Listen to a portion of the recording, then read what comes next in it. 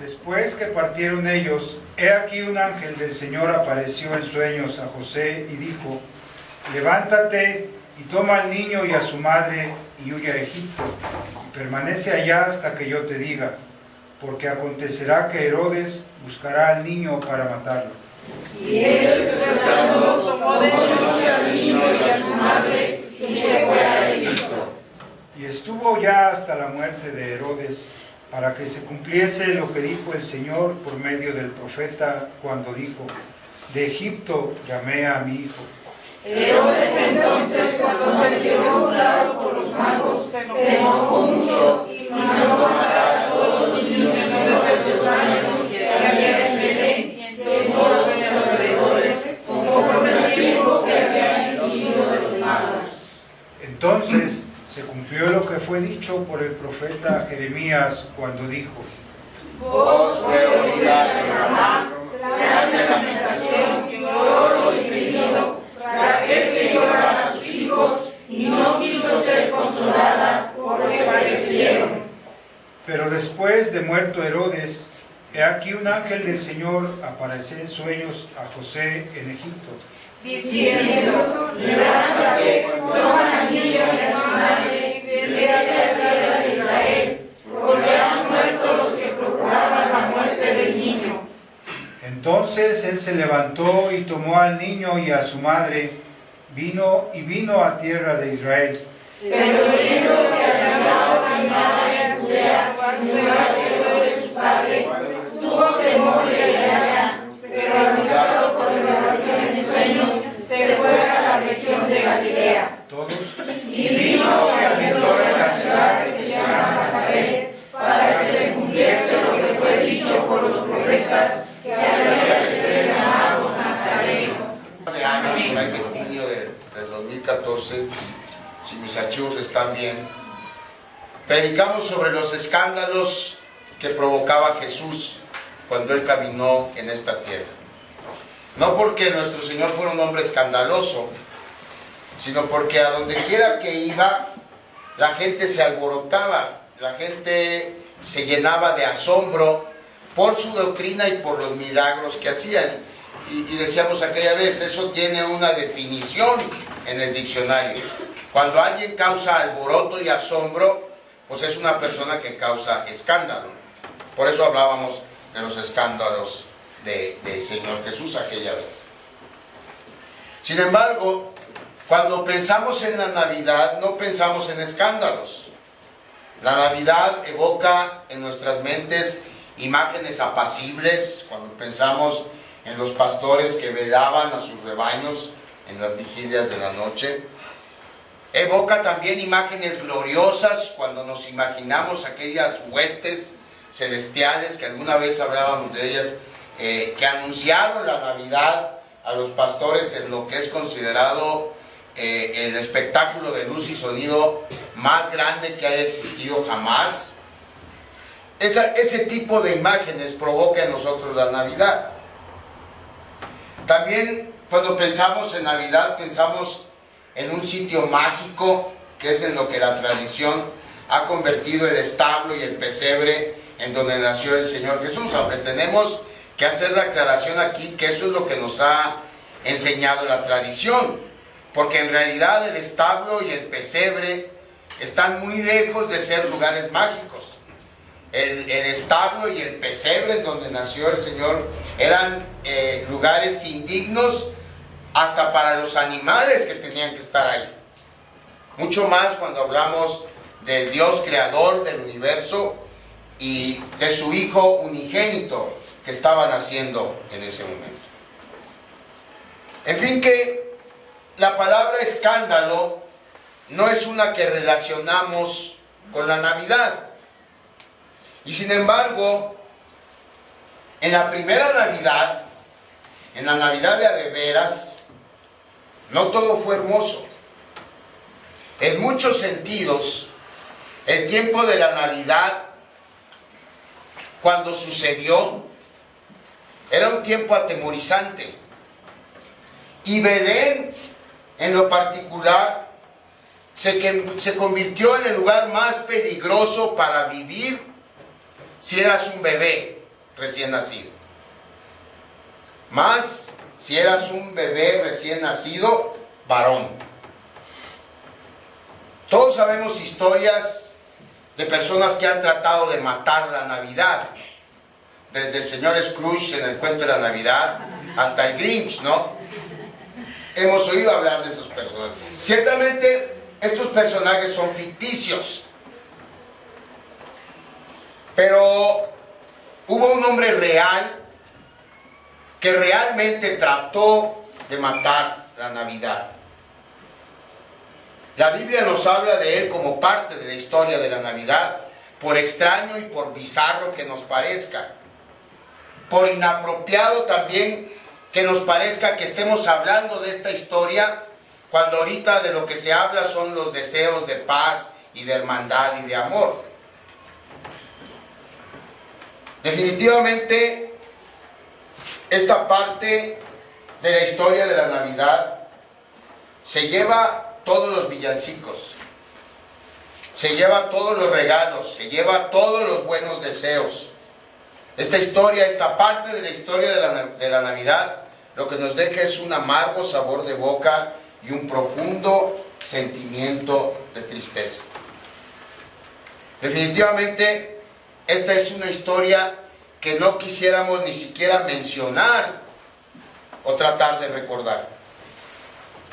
Esta es la historia sobre los bebés de Belén. Esta historia trata de asesinatos. Asesinatos fríos, asesinatos crueles. Una historia que ha sido conocida a lo largo de la historia como la matanza de los inocentes. Y nos guste o no, es parte de la Navidad. Mateo lo registra en el pasaje que leímos al final del capítulo 2 de su Evangelio. Y de esa historia vamos a hablar hoy. Vamos primero a orar para pedir la dirección de Dios. Padre, como ya leímos hace un momento, cuando Herodes comprendió que los magos lo habían engañado, se puso tan furioso que ordenó matar a todos los niños de Belén y sus alrededores que tuvieran 1 año o 2 años o menos de edad. ¿Por qué razón? Porque de acuerdo a lo que le dijeron los magos, él pensó en un rango seguro. Él pensó en un rango que le permitiera, sin lugar a dudas, terminar con ese supuesto rey que había nacido. Entonces se cumplió una profecía que el profeta Jeremías había vaticinado unos 600 años antes, y que el mismo Mateo registra en uno de los versículos que leímos, el versículo 18. Dice Mateo 2:18, en Ramá se oyó una voz, llanto y gran lamento. Raquel llora por sus hijos y se niega a que la consuelen porque están muertos. Este es el escándalo de la Navidad, del que no hablan los villancicos ni ningún otro canto navideño. Y sin embargo sucedió en el tiempo de la primera Navidad en Belén. Y lo que Herodes les hizo a estos bebés fue tan real como lo fue el nacimiento del Señor Jesús. La diferencia es que mientras María se regocijaba, muchas otras madres judías, descendientes de Raquel, lloraban la muerte de sus pequeños hijos. Así que en Navidad hubo gozo, pero también hubo llanto, entremezclado con este gozo. Y ese gozo y ese llanto entrelazados, ambos son parte de esta gran historia que jamás se ha vuelto a repetir. La historia de la matanza de los niños en Belén es tan desgarradora y tan cruel que forzosamente uno debe preguntarse ¿por qué está en la Biblia? ¿Por qué Mateo lo incluyó? Y de paso les digo, Mateo es el único evangelista que lo registra. Ningún otro evangelio hace mención de esa matanza. ¿Por qué lo hizo?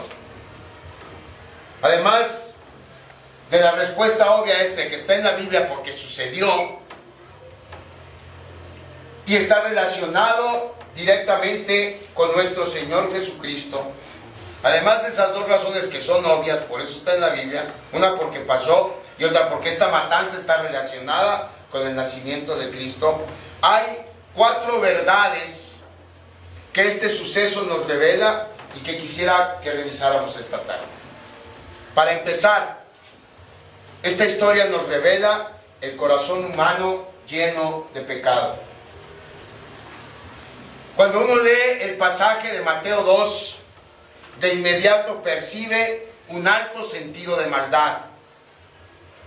Este acto perpetrado por Herodes es difícil de calificar, pero lo menos que podemos decir es que fue un acto cruel, despreciable, horrendo e inhumano. Aunque no fue raro que Herodes actuara de esa manera. Históricamente, Herodes I, que también se conoció como Herodes el Grande, se caracterizó precisamente por eso, por su crueldad. Una crueldad que le llevó a cometer los peores crímenes. Déjenme leerles solo un fragmento de una descripción que de él hace el historiador Flavio Josefo en su libro Las Antigüedades de Israel. Esto no está en la Biblia, esto está en un libro histórico del pueblo de Israel escrito por este historiador muy famoso Flavio Josefo. Dice así: apenas conquistó, está hablando de Herodes, ¿sí? Apenas conquistó Jerusalén y se instaló allí como rey, ordenó matar a 45 partidarios de Antígono, su contendiente. Mató además a su cuñado Aristóbulo, a los 2 esposos de su hermana Salomé, a su propia suegra Alejandra. Hasta ahí podemos decir, bueno, está malo, pero no es tan malo, ¿no? No porque alguien quiera matar a su suegra, pero digo, estamos hablando de contendientes políticos, de parientes políticos, pero ahí no termina la cosa. Herodes no solamente mató a su suegra, a sus cuñados y a sus oponentes políticos, mató también a su propia esposa. Y ahí no se detuvo. Mató a sus 2 hijos, Alejandro y Aristóbulo. ¿Saben por qué? Por el temor de perder el poder. Los consideró amenazas para su reinado y los eliminó. Así de simple. Déjenme les digo la clase de persona que era. Era tan malo que cuando él supo que él iba a morir, y como él estaba consciente de que la gente lo odiaba, ¿saben lo que hizo? Cuando él sabía que estaba por morir, mandó encarcelar en el hipódromo de Jericó, no se sabe ni cuántos, pero era un gran número de gente intelectual,